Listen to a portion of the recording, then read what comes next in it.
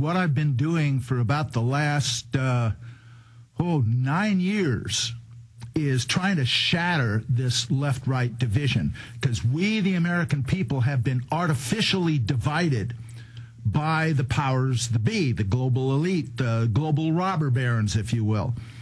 They have artificially divided us into liberal and conservative. They've taken their one party and divided it into two parts and split up the hot button issues. You know, you guys be for abortion, you guys be for against it, you guys be for gun control, you be against it, you be for school prayer, you be against it. The thing that makes all of those issues in common, besides the fact that the federal government probably has no business mucking around with them in the first place, is that the global elite could care less how it comes out. Those issues do not affect their bottom line. So they really don't care. They don't care which party wins in general. Ever since John F. Kennedy, every nominee of both the Republican and Democratic parties has been a member of the Trilateral Commission and handpicked by them for the nomination of their party. JFK was the last nominee of either party not to be a member of the Trilateral Commission. Of course, we know what happened to him. We have to end this artificial division. We have to bring the American people together, left and right, and we've been very successful in that in the last few years. Many of the events on my speaking tour each year are co-sponsored by the Green Party and the Libertarian Party. They're co-sponsored by the Ron Paul meetups and the Dennis Kucinich meetups. I mean, this is really coming together, and it's working. And these people are recognizing that they have common interest, that both the left and the right have been alienated and mistreated by our government and the powers that be. Thomas Jefferson, he warned us about the power of corporations. And Teddy Roosevelt did it, and on, right through Dwight David Eisenhower, who warned us about the military-industrial complex, which is essentially the same thing. Now, the whole problem got a lot worse in the 19th century when the railroads somehow got a Supreme Court justice to talk about corporate personhood. And the myth of corporate personhood has gone on to this day and has been parlayed by the corporations into a First Amendment free speech right to spend as much money as they want buying up politicians and buying up votes with their corporate-controlled media. Now, the next real big acceleration of this fascist trend happened under Reagan, when they got rid of the FCC ban on ownership of multiple media outlets and allowed these media conglomerates to get a monopoly. Until now, we've got almost every major media outlet being controlled by 6 multinational corporations with interlocking boards of directors, all of which are in bed with the weapons manufacturers, the oil companies, and all the others who are running things.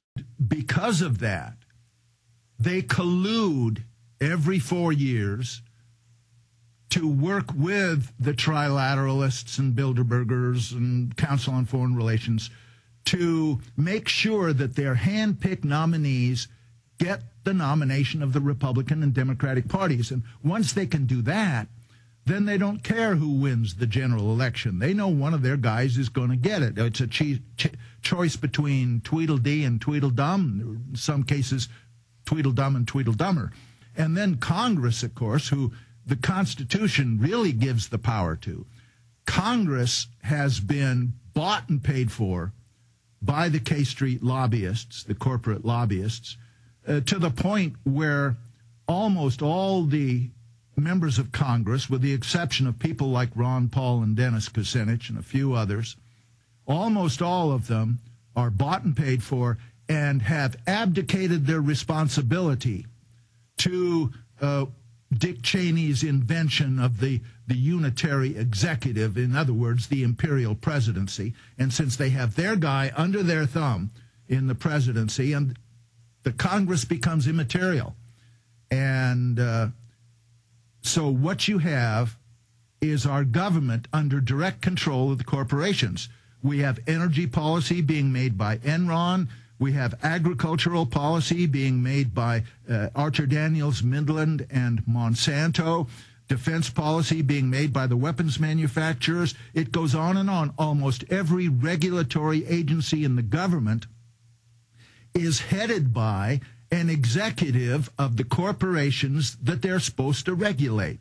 So we have complete corporate control of government at the highest levels. And that's exactly what Benito Mussolini defined as fascism. You know, there are people out there who know that the Bush administration's official conspiracy theory on 9/11 was total hogwash, but they say, well, that's ancient history and, you know, who cares? They have to understand that even President Obama is out there expanding the war in Afghanistan, putting the war into Pakistan, and blaming it on 9/11. The architecture of the New World Order is, of course, the Council of Foreign Relations, the Trilateral Commission, the Bilderbergers, the guys that came out of the old Cecil Rhodes organization. But then there's the operating arm, really, is the World Trade Organization, the IMF, and the World Bank. And, of course, since it's under their thumb, the U.S. government and their enforcers are the U.S. military. I'm encouraged by the Oath Keepers. This is an organization that I've joined, and many, many in the military and law enforcement have joined. And it recognizes the fact that our oath of office in the military, in politics, in law enforcement, says that we will protect and defend the Constitution of the United States against all enemies, foreign and domestic. I mean, we don't promise to obey a president or a commander. We promise to protect and defend the Constitution of the United States against all enemies, foreign and domestic, which, by the way, includes a renegade president. Those in and around our government are the terrorists. And, you know, there are a lot of people out there, a lot of my buddies, retired military officers, who know a lot of the truth, but they're intimidated because they want to be patriotic, so they support the government. Baloney! Supporting the government is not what's patriotic. It's doing what's right. It's following the Constitution, honoring the truth, serving the people. Our government does not do that. We are the ones that are doing that. We are the patriots. They are the terrorists. The First Amendment is designed to protect we the people, the dissenters. That's what it's about. It's not designed to protect the people who are defending government actions. It's designed to protect those of us who are criticizing the government. We've got to insist, all of us, that we are the patriots. They are the terrorists. We are the ones that the First Amendment was written to protect.